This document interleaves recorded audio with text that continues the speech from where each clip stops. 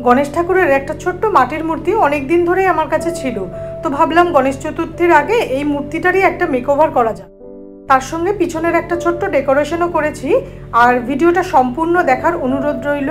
আশা করি ভিডিওটা আপনাদের ভালো লাগবে।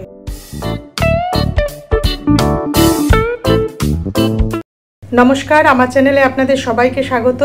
Welcome to my channel. এই মূর্তিটা কিন্তু অনেক পুরনো, আর মাঝখানে আমি একটু ভার্নিশ করেছিলাম মূর্তিটা যাতে একটু ভালো থাকে। একটা ব্রাশের সাহায্যে আমি মূর্তিটাকে প্রথমে ভালো করে পরিষ্কার করে নিচ্ছি।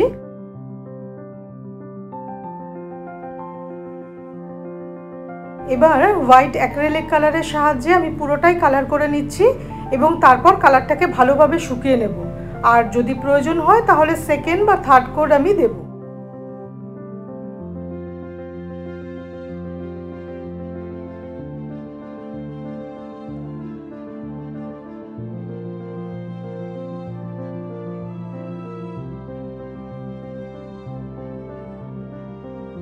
মূর্তিটা সম্পূর্ণ শুকিয়ে যাওয়ার পর খানিকটা এরকম দেখতে লাগবে।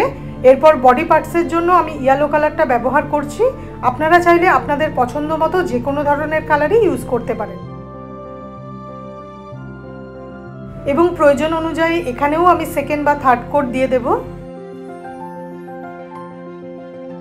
এবার বাকি অংশটাতে আমি মেটালিক গোল্ডেন কালার দিয়ে কালার করে নিচ্ছি এবং কালার করার পর এটাকে শুকিয়ে নেব। এবং এখানেও গোল্ডেন কালারটা কিন্তু মিনিমাম 3 থেকে 4 কোট দিতেই লাগবে বলে মনে হচ্ছে।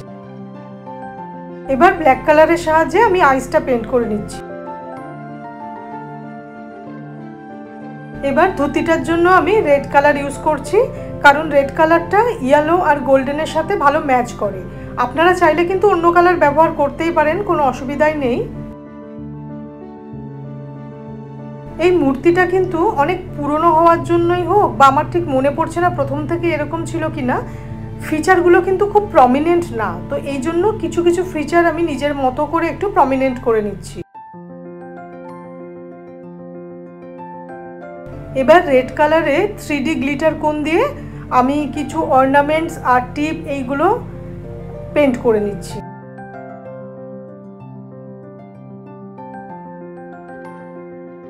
রেড কালারটা যাতে খুব বেশি প্রমিনেন্ট না লাগে তার জন্য আমি একটু গোল্ডেন টাচ করে দিচ্ছি।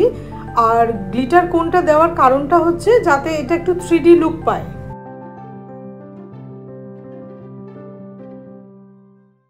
এবার আমি মুকুট বা ক্রাউনটাতে একটু গোল্ডেন গ্লিটার লাগিয়ে দিচ্ছি যাতে জিনিসটা একটু দেখতে সুন্দর লাগে। অ্যাকচুয়ালি এটাকে আমি একটা সিম্পল মেকওভারই করবো বলে ভাবছিলাম, কিন্তু করতে করতে আলটিমেটলি এটা একটু বেশিই গর্জিয়াস হয়ে যাচ্ছে। আপনারা চাইলে কিন্তু এটাকে খুব সিম্পলও রাখতে পারেন। এরপর আমার কাছে কয়েকটা রেড কালারের স্টোন ছিল, তো সেই স্টোনগুলোকে আমি উপরের দিকে বসিয়ে দিচ্ছি। ইয়েলো কালারটা একটু আমার চোখে বেশি প্রমিনেন্ট লাগছিল, সেই জন্য আমি একটু হোয়াইটের সাথে গোল্ডেন কালার মিক্স করে একটু উপরে উপরে লাগিয়ে দিচ্ছি যাতে কালারটা একটু ডিম হয়ে যায়।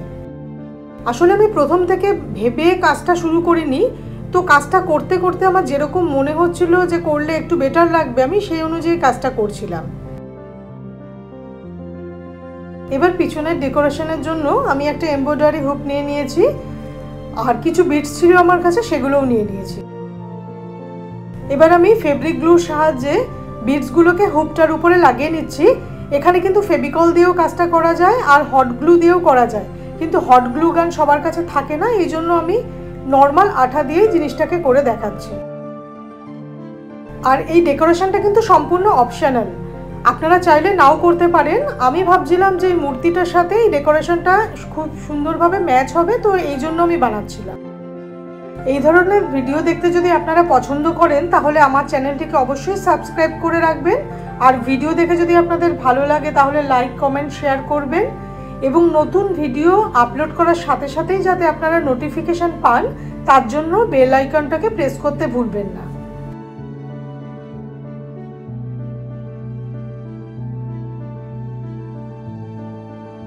বিটসগুলো কিন্তু শুকিয়ে গিয়ে খুব সুন্দরভাবে আটকে গেছে হুকটার সাথে। আর এখানে আমি একটা রেজিন কোস্টার বানিয়েছিলাম সেটা নিয়ে নিয়েছি এবং কিছুটা ডাবল সাইডের টেপও নিয়ে নিয়েছি এবং এটার সাহায্যেই আমি দুটোকে অ্যাটাচ করে দেব।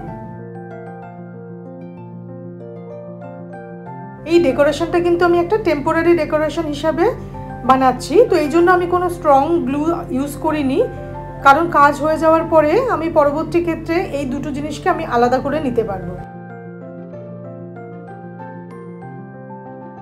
আমার কাছে কয়েকটা ডেকোরেটেড ফ্লাওয়ার ছিল, তো ফ্লাওয়ারগুলোকে আমি ওই বিটসের ভিতরে দিয়ে জিনিসটাকে আরেকটু সুন্দর করার চেষ্টা করছি।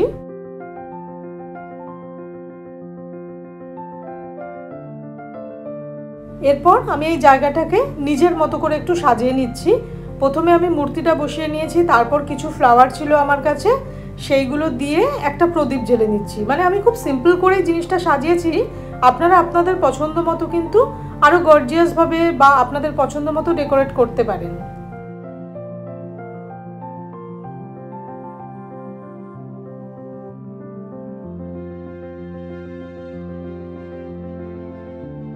আর যদি কিছু লাইটিংয়ের ব্যবস্থা করা যায় তাহলে তো আরও সুন্দর লাগবে ডেকোরেশনটা। ভিডিওটা আপনাদের কেমন লেগেছে আমাকে অবশ্যই জানাবেন। আবার নতুন একটা ভিডিওতে আপনাদের সাথে দেখা হবে। নমস্কার, ভালো থাকবেন।